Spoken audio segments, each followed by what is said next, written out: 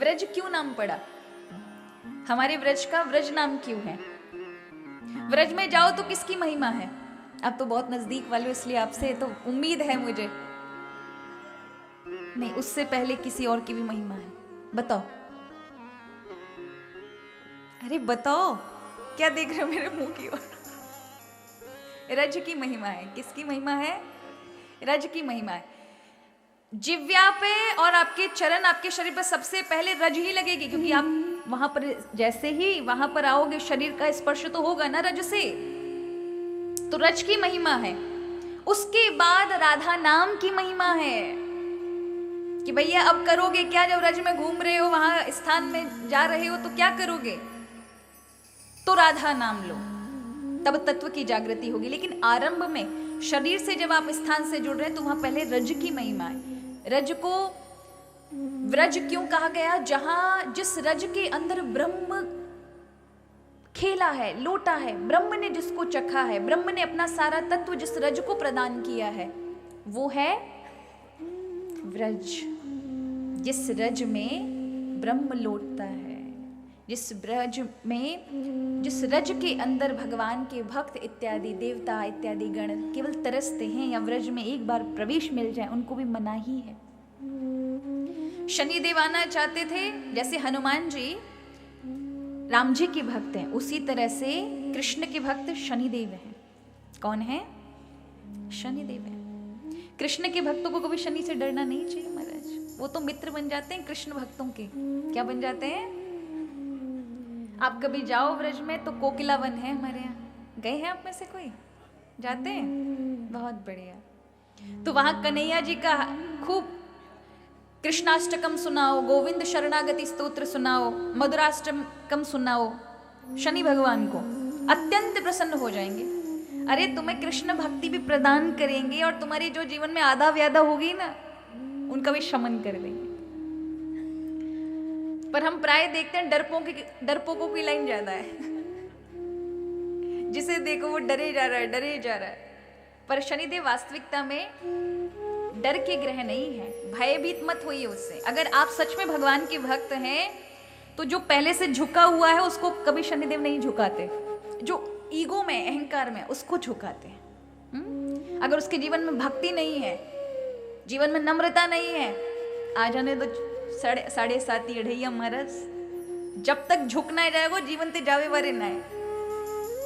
रगड़ देते इंसान को। कितना भी वो अपने आप को अहंकार करके ये सोचे मैं ये बना लूंगा, वो बना लूंगा, हर जगह से मात देते हैं, जब तक वो ये नहीं समझ लेता कि जीवन का लक्ष्य वास्तविकता में क्या है, सत्य क्या है।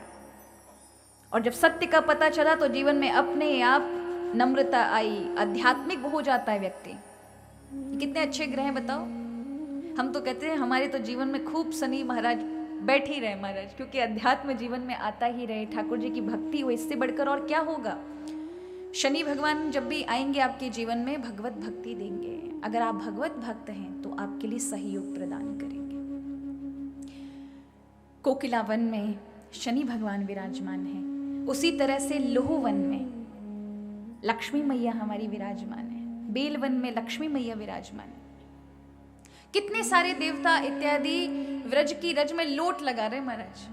क्या कर रहे हैं? लोट लगा रहे हैं। बस एक बार भगवान की कृपा है, यहाँ वास मिल जाए। भगवान कहते बस लोट ही लगा सकते, इससे ज्यादा कुछ नहीं मिलने वाला। तो सभी तीर्थ आते हैं और रात्रि में रज में स्नान करके अपने आप को पवित्र करके जाते हैं। इसलिए रज की हमारे यहाँ पर विशेष महिमा है। कहा है, रमन रीति लोट्यो नहीं और कियो न यमुना पान, इनर तू जानो कहा ब्रज को तत्व महान। अगर आप रमन रीति माने जहां भगवान की सुंदर सुंदर स्थलियां हैं, रज मतलब हर व्रज का कोई भी जगह जहां भगवान की लीलाएं हुई हैं, उठाकर मस्तक पे लगा लीजिए। जीवन में यदि भगवान का अनुग्रह चाहिए तो ये 3 चीजें अपने जीवन में प्रतिदिन करो। जब भी व्रज में जाओ तो व्रज में भांडीर वन हो गया, रमन रीति हो गई। व्रज की यमुना जी की बात कर रही हूँ मैं। वृंदावन में केसी घाट पे गोकुल जी का या महावन जी का, जहाँ भगवान ने माटी खाई है ब्रह्मांड घाट पे, वहाँ की माटी लेकर आओ। ये इतनी जगहों में से कोई एक की मिल जाए, ले आओ इतनी डिब्बी भर के। और जगन्नाथ भगवान का महाप्रसाद जिसको भात कहते हैं, प्राय लोग क्या करते हैं, सुखा लेते हैं उसको, और सुखा करके फिर पोटली में बंद करके हमारे पास प्रति वर्ष वहाँ के जो पंडित जी हैं वो हमारे लिए भेजते हैं। उन जगन्नाथ भगवान की भी कृपा। और हमारे कई ऐसे शिष्य परिवार भी हैं जो उड़ीसा के हैं, वो सबसे हमारे पास कोई तिरुपति का प्रसाद भेज रहा है, कोई यहाँ का भेज रहा है, हम हमेशा याद करते ठाकुर जी हमको बुलाओ, पर प्रभु प्रसाद के रूप में स्वयं आ जाते हैं। हम हमेशा रखते हैं, जगन्नाथ जी का प्रसाद भी रखते हैं साथ में। तो वो भात जो है उसे सुखा करके उसको डिब्बी में रखो। प्रतिदिन जब भी आप भगवत पूजा में बैठे तब माथे पे रज लगाइए, ब्रह्मरज भाव को पैदा कर देगी। आचार्यों की कृपा आपके ऊपर होगी, आप भावुक ही नहीं भाव रस से भीगे भक्त बन जाएंगे।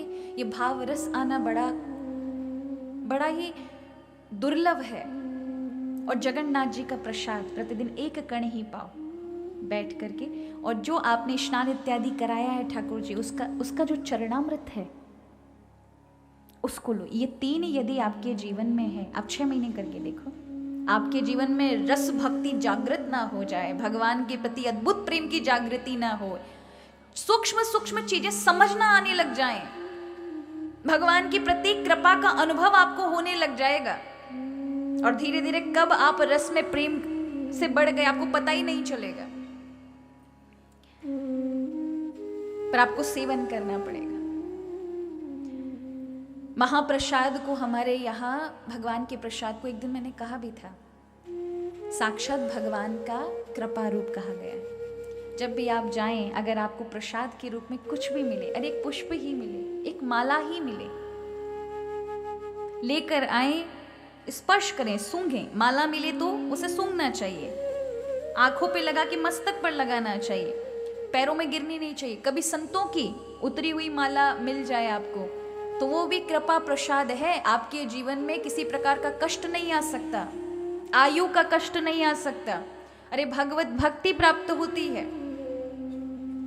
संतों की, वैष्णवों की, अगर वो प्रेम से आपको पहना दे तो वो भगवत प्रसादी है। कभी परित्याग नहीं करना चाहिए। कई लोग हमने देखा उन्होंने तो प्रेम से पहनाई और उतार करके धर देते हैं अलग, तो ये आपने अपराध लगता है, भगवत अपराध।